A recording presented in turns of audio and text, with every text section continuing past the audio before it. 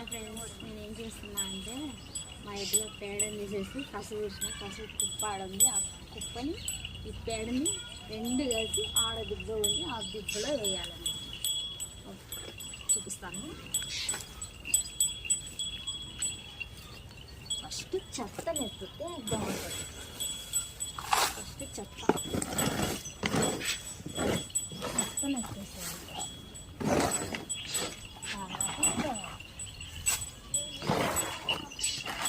Already కసి ఊడ్చి ఇక్కడ కుప్ప వేసాను.